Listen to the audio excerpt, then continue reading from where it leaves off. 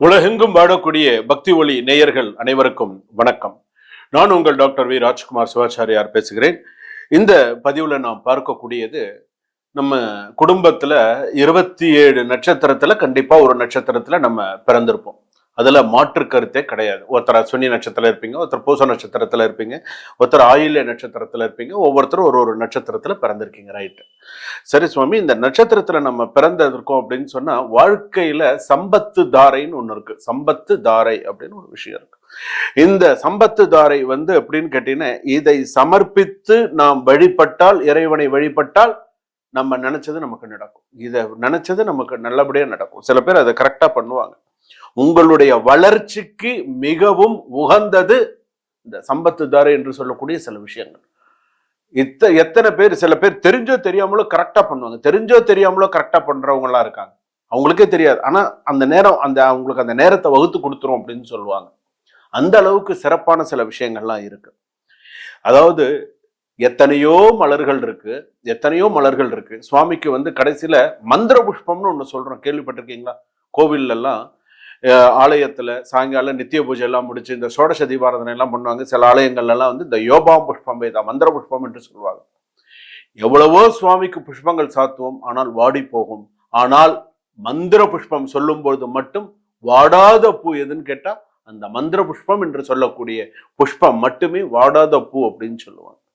அப்படி இருக்கக்கூடிய நேரத்துல இந்த புஷ்பங்களுக்கு அப்படின்னு சொல்லும்போது நட்சத்திரத்துக்கும் புஷ்பத்துக்கும் என்ன ஒரு விதி உண்டு அப்படிங்கிறது ஒரு சில விஷயங்கள் உண்டு. இந்த நட்சத்திரத்துல பிறந்தவர்கள் இந்த புஷ்பத்தை வைத்து சுவாமியை வழிபாடு செய்தால் ஒரு ஈர்ப்பு தன்மை உண்டு.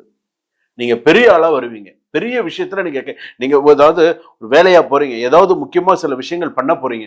அப்ப சுவாமியை, உங்களுடைய இஷ்ட தேவதையை, அது எந்த தெய்வமா இருக்கட்டுமே, விநாயகரா இருக்கட்டும், முருகப்பெருமானா இருக்கட்டும், சிவபெருமானா இருக்கட்டும், துர்கை அம்மனா இருக்கட்டும், ஆஞ்சநேயரா இருக்கட்டும், எந்த சுவாமி வழிபாடாக இருந்தாலும் நான் சொல்ற மாதிரி நீங்க இந்த மாதிரி வழிபாடு அந்த புஷ்பத்துல வழிபாடு செய்தால் உங்களுக்கு சிறப்பானது, ரொம்ப சிறப்பை தரக்கூடியதாக இருக்கும். அதீத சிறப்பு ஒண்ணு, உங்களுடைய வளர்ச்சி பாதைக்கு கொண்டு போகக்கூடிய விஷயம் அது.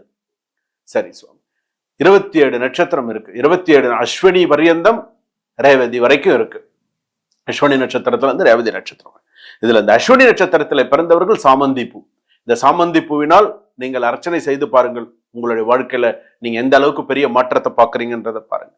பரணி நட்சத்திரத்தில பிறந்தவர்கள் முல்லைப்பூ, கார்த்திகை நட்சத்திரத்தில பிறந்தவர்கள் செவ்வரளி, ரோஹிணி நட்சத்திரத்தில பிறந்தவர்கள் பாரிஜாத பூ அல்லது பவழமல்லி. அதே போல மிருகசீரிட நட்சத்திரத்தில பிறந்தவர்கள் ஜாதி மல்லி. அதே போல திருவாதிரை நட்சத்திரத்தில பிறந்தவர்கள் வில்வ பூ அப்படின்னு சொல்லுவாங்க. அது ரொம்ப விசேஷமானது.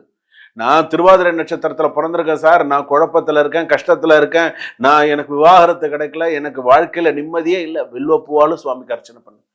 பிரதோஷத்தன்னைக்கு வில்வ காய சுவாமி கிட்ட வை. சுவாமி வில்வ காய் இருக்கு இல்லையா, இன்னைக்கு சிவாலயத்துல கொண்டு எனக்கு பிரதோஷத்துல ஒரு ஒரு ஒரு பிரதோஷத்துக்கு 2 வில்வ காயாவது என்னுடைய ஆலயத்துக்கு வந்துடும். சுவாமி பாதத்துல வச்சு அர்ச்சனை பண்ணி கொடுப்போம். அந்த அளவுக்கு அதற்கு சிறப்பு. திருவாதிரை நட்சத்திரம் வில்வ பூ, புனர்பூச நட்சத்திரம் மறி கொழுந்து, பூச நட்சத்திரம் பன்னீர் மலர், ஆயுள்ய நட்சத்திரம் செவ்வரளி. அதே போல மக நட்சத்திரம் அப்படின்னு சொல்லும் போது மல்லிகை பூ. பூர நட்சத்திரத்தில பிறந்தவர்கள் தாமரை பூ அதிகமாக பயன்படுத்துங்கள். அடுத்ததாக உத்தர நட்சத்திரத்தில பிறந்தவர்கள் கதம்பம், கதம்பமாக இருக்கக்கூடியது விசேஷமானது. அஸ்த நட்சத்திரத்தில பிறந்தவர்கள் வெந்தாமரை, வெந்தாமரையை மறக்காதீங்க, என்னைக்குமே மறக்காதீங்க. அதே போல சித்திரை நட்சத்திரத்தில பிறந்தவர்கள் மந்தாரை. அதே போல சுவாதி நட்சத்திரத்திலே பிறந்தவர்களுக்கு மஞ்சள் அரளி, ரொம்ப விசேஷமான பூ. தெரிஞ்சோ தெரியாமலோ அவங்க வீட்டுல இருக்கும், அவ்வளவு விசேஷமானது. அதே போல பாத்தீங்கன்னா விசாக நட்சத்திரத்தில பிறந்தவர்களுக்கு இருவாட்சி என்று சொல்லக்கூடிய பூ, இருவாட்சி அப்படின்னு சொல்லுவாங்க. அனுஷ நட்சத்திரத்தில பிறந்தவர்கள் செம்முல்லை அப்படின்னு சொல்லுவாங்க. கேட்ட நட்சத்திரத்தில பிறந்தவர்கள் பன்னீர் ரோஜா, பன்னீர் ரோஸ் சொல்றோம் இல்லையா, அது. மூல நட்சத்திரத்துல பிறந்திருக்கோன்னு சொன்னா வெண் சங்கு மலர்களால் நீ அர்ச்சனை பண்ணு, வாழ்க்கையில பெரிய ஆளா வருவ. மூல நட்சத்திரத்துல, புராட நட்சத்திரத்துல பிறந்தவர்களுக்கு விருட்சி பூன்னு சொல்லுவாங்க. உத்திராட நட்சத்திரத்துல பிறந்தவர்கள் சம்பங்கி பூனாலும் நீங்க அர்ச்சனை பண்ணுங்க, பெரிய ஆளா உங்களுக்கு நீங்க வருவீங்க. திருவோண நட்சத்திரத்துல பிறந்தவர்கள் சிவப்பு ரோஜா, அவிட்ட நட்சத்திரத்திலே பிறந்தவர்கள் செண்பக பூ பயன்படுத்துங்க, அமோகமா இருப்பீங்க. சதய நட்சத்திரத்திலே பிறந்தவர்கள் நீலோத்பலம் என்று சொல்லக்கூடிய கருங்குவளை மலர்களால் அர்ச்சனை செய்வது சிறப்பு. அடுத்ததாக புரட்டாதி நட்சத்திரம் வெள்ளரளி, அதாவது வெள்ளரளி அப்படின்னு சொல்ல, வெள்ளையிலேயே வெள்ளரளி கேள்விப்பட்டிருக்கலாம், அது விசேஷமா புரட்டாதி நட்சத்திரம். உத்திரட்டாதி நட்சத்திரம் நந்தியா வெட்ட பூ மாதிரி ஒரு பூ. உத்திரட்டாதி நட்சத்திரம் காலபைரவருக்குல இருந்து சனி பகவான்ல இருந்து நீ சிவபெருமான் வரைக்கும் நந்தியா வெட்ட வச்சு பூஜை பண்ண பெரிய ஆளா வருவார்.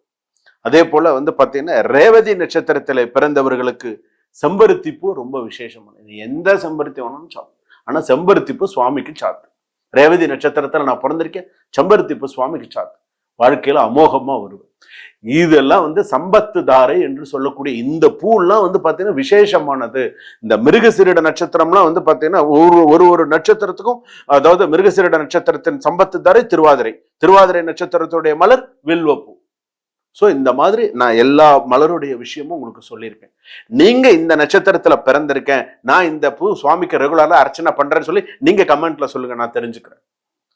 சுவாமி நீங்க சொன்ன மாதிரி இந்த பூல தான் நான் அர்ச்சனை பண்ணிட்டு இருக்கேன், நான் ஓரளவுக்கு நான் ஒரு உயர்வா இருக்கேன், தெய்வ அனுகிரகத்தோட நான் நன்னா இருக்கேன் அப்படின்னு நீங்க சொல்லுவீங்க. சுவாமிக்கு லட்சார்ச்சனை பண்ணி கேள்விப்பட்டிருக்கீங்களா? லட்சார்ச்சனை அவ்வளவு நிறைய புஷ்பங்களால சுவாமிக்கு பண்ணுவாங்க, பார்த்திருக்கீங்களா? அதனாலதான் லட்சார்ச்சனை. ஒரு 1008 மந்திரத்தை 10 பேர் உட்கார்ந்து சொல்றது 10,000 தடவை. அதே 10 தடவை சொல்லும் போது 1,00,000 தடவை லட்சார்ச்சனை. ஒரே நாள் ஏகதின லட்சார்ச்சனையும் பண்ணுவாங்க. அதையே கொஞ்சம் 10 நாளா செய்யறவங்களும் இருக்காங்க. சோ அந்த நட்சத்திரத்துக்கு உண்டான மலர்கள் அவ்வளவு சிறப்பு. இதற்கு அப்புறமா நீங்க இந்த அடுத்து அடுத்தது பாத்தீங்க அப்படின்னா கார்த்திகை, அடுத்தது மார்கழி, அடுத்தது தை மாசம்லாம் பிறக்கிறது. இந்த மாசத்துல இப்ப நான் சொல்லியிருக்கக்கூடிய பூ உங்களுக்கு ஈஸியா கிடைக்கிறதுன்னு சொன்னேன். 2 பூ கிடைச்சு நீங்க உங்க சுவாமிக்கு ஆத்மார்த்தமா வச்சா கூட உங்களுக்கு பூரண பலன் உங்களுக்கு கிடைக்கும். அதுல எந்த அளவு மாற்றம் கிடையாது.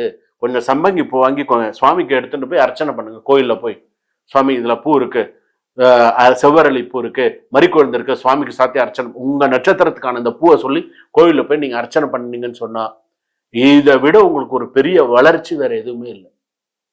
நட்சத்திரத்துடைய பூக்களுடைய சூக்ஷ்மத்தை சொல்லியிருக்கேன்.